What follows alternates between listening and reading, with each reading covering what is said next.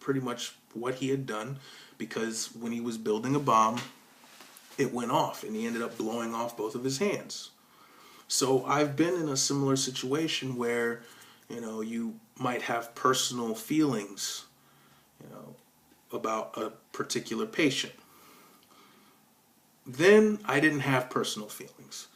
Now, same thing. Still didn't have any personal feelings one way or another. And I didn't really have any judgments, because the only thing I'm focused on is doing my job, doing what I'm supposed to be doing.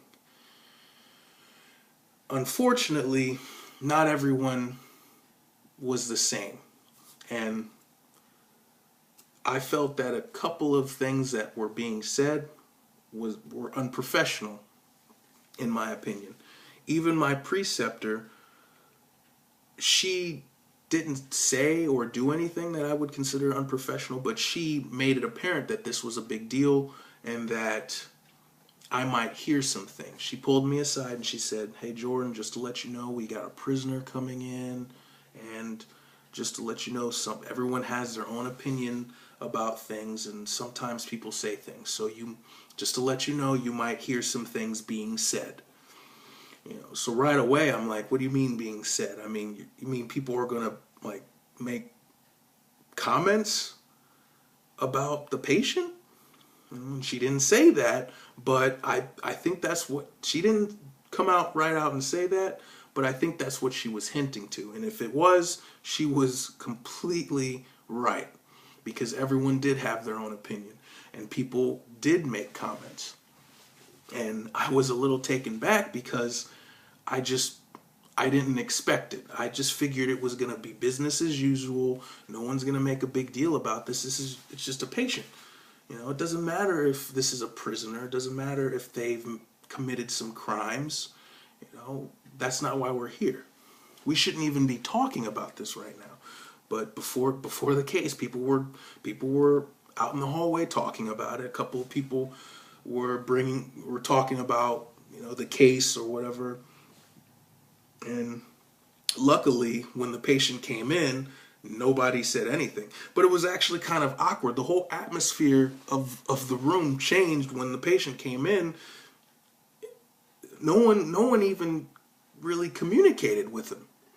I found that to be strange, because normally when patients come in, everyone's all happy and, "Hey, how we're doing? Oh, we're just gonna." No one did that. They treated him like a criminal.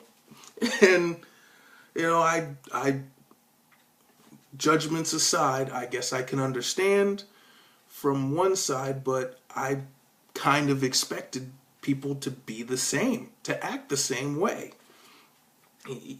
The patient, they weren't violent, they weren't combative or rude or anything like that.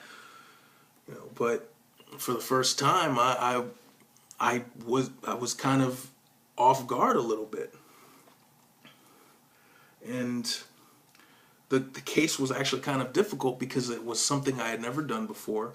So I was a little bit nervous at the time, and we were having difficulty getting the patient on the bed, because we had the wrong bed, so we had to go and get a new bed.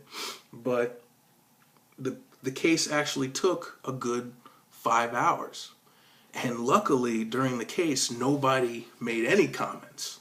Thank goodness. And I think the real reason is because the surgeon was there, and he didn't seem like the type of guy who would tolerate anything like that. And thank goodness, because there might be a time when you're in a case and the surgeon might be the one to make a comment that you might find inappropriate about the patient or about people in general. So be careful. Don't get involved in those kinds of conversations. I'm not just saying that as a student, but in general. Do the research, look it up. People get in trouble for that kind of stuff all the time. And even if there isn't a lawsuit, people can lose their job over that, get suspended, because someone might be in that room who doesn't like what people are saying. And they can feel offended. And at the end of the day, people get in trouble. So remember, professionalism. It's very, very important. During the case, I actually contaminated my glove and had to get a new one. You know, surgical conscience, integrity.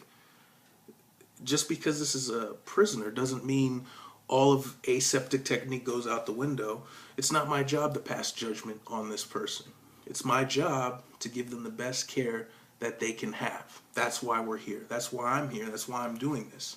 And in my opinion, anybody who doesn't feel that way probably should not be doing this job. You know, have some integrity. I remember after I got out of the case, once again, people were making comments.